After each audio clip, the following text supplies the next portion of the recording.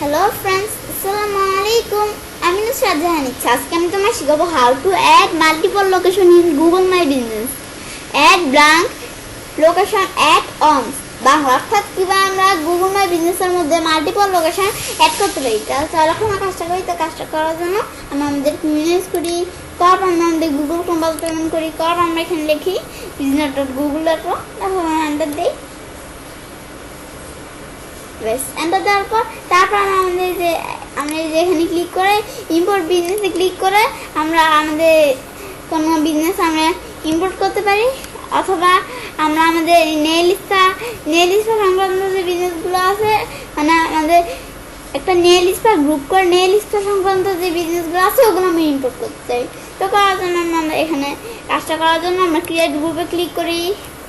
তারপর আমরা আমাদের একটা নামে গ্রুপ তৈরি করি। তো আমরা আমাদের কোন বিজনেস আমরা ইম্পোর্ট করবো ওই আমরা আমাদের ধরো গ্রুপটার নাম দিলাম নেল এন্ড স্পা গ্রুপ।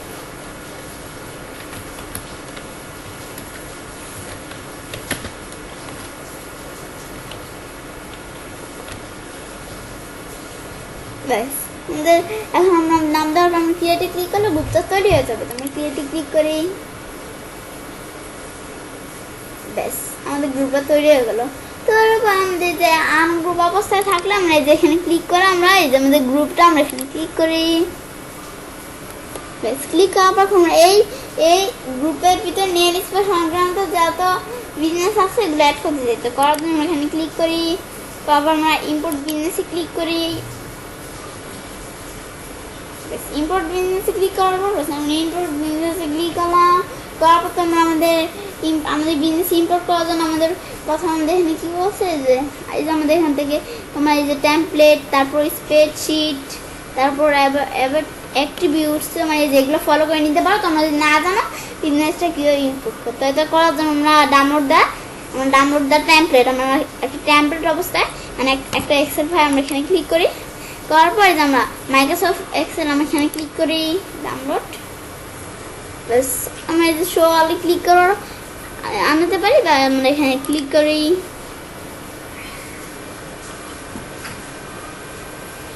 ব্যাস, ক্লিক করার পর ব্যাস আমরা ক্লিক করলাম। করার পর এখন তোমরা এই যে আমাদের এখান থেকে স্টোর কোডস, যে আমরা এটা আসলে আমরা ক্লোজ করে দিবি স্টোর কোডস, বিজনেস নেম তুমি স্টোর কোড দিতে পারো। কিন্তু এখন কিন্তু তোমরা চাইলে স্টোর কোড দিতে পারবে না। কিন্তু কেন আমাদের এই যে আমরা এখন কিন্তু আমাদের যদি স্টোর কোড দিতে চাই, এখন আমাদের কিন্তু স্টোর কোড আমরা দিতে পারছি না, মানে আমরা কোনো লেখা এখানে লিখতে পারবো না। আমরা লেখার জন্য ইনেবল এডিটিং ক্লিক করি। এখন তোমরা চাইলে যে স্টোর কোডস, এখন তোমরা এই যে স্টোর কোডস এগুলো দিতে পারো। এখন তোমরা স্টোর কোডস লিখতে পারো। তারপর আমাদের বিজনেসের নেম তোমরা লিখতে পারো, যে নেল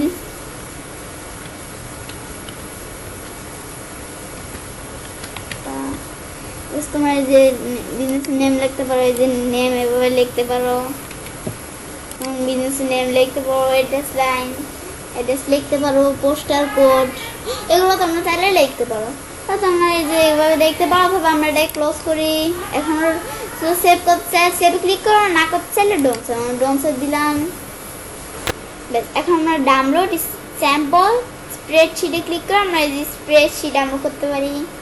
তো আমরা করার জন্য আমরা এখানে ক্লিক করে এক্সেল ফাইলটা ডাউনলোড করবে, নাকি তোমরা সিএসভি ফর্ম ডাউনলোড করবো। তো আমরা আমাদের এক্সেল ফর্মেটে ডাউনলোড করবো। তো করার জন্য আমরা এখানে ক্লিক করি, আমাদের শো অথবা এই যেখানে ক্লিক করা হবে। তাহলে আমরা শোরে ক্লিক করে এই যে নিউগুলা আমরা এখানে ক্লিক করি।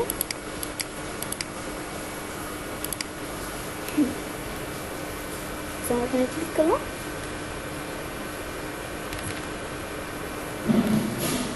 এখন আমরা এটা আসলে আমরা এটা ক্লোজ করে দেবো। ব্যাস, এখন তোমার দেখা যাচ্ছে যে আমাদের নেম অ্যাড্রেস পুরো সব দিয়ে তারপর আমাদের বুঝেছে আমাদের স্টোর কোড, তারপর বিজনেসের নেম। তোমাদের যেখান থেকে কোনো কিছু চেঞ্জ করতে পারো বিজনেস নেম।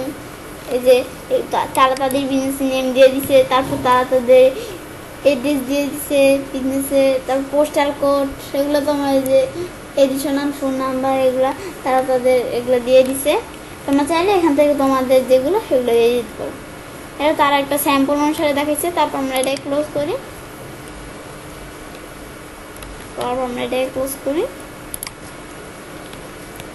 বেশ, ক্লোজ করার পর ডাউনলোড অ্যাট্রিবিউটস রেফারেন্স স্প্রেডশিট। তোমরা অ্যাট্রিবিউটস একটা রেফারেন্স স্প্রেডশিট তোমরা এখান থেকে ডাউনলোড করতে পারো। তো করার জন্য এখানে ক্লিক করি। করার পর এই যে আমার মাইক্রোসফট এক্সেল আমরা এখানে ক্লিক করি। করার পর যেখানে আমরা এখানে ক্লিক করি।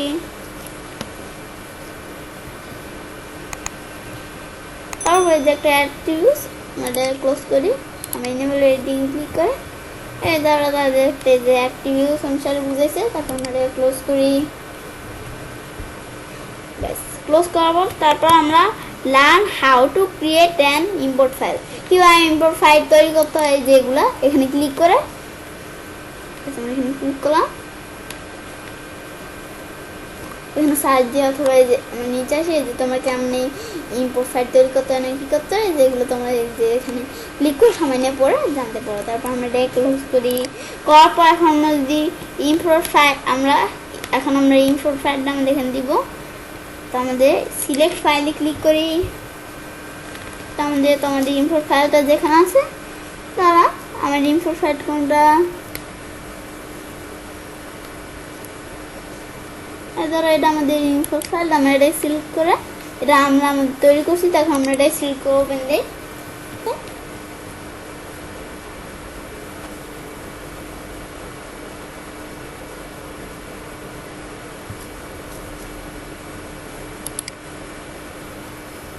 ব্যাস, আমাদের ফাইলটা ইম্পোর্ট হয়ে গেল। ইম্পোর্ট হওয়ার পর তারপর আমরা ক্যান্সেল ইম্পোর্টে ক্লিক করে আমাদের ইম্পোর্টটা আমরা ক্যান্সেল করতে পারি।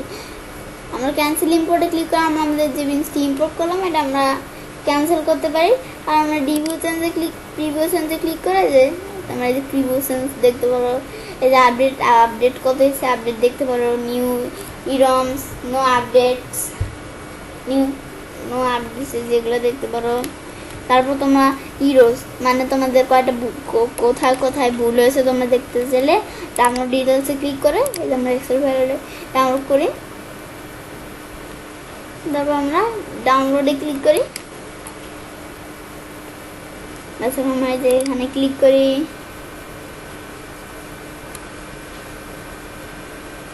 ক্লিক করে ইনেবল এডিটিং ক্লিক করে এই যে আমাদের কোথায় ভুল হয়েছে তোমরা দেখতে চাইলে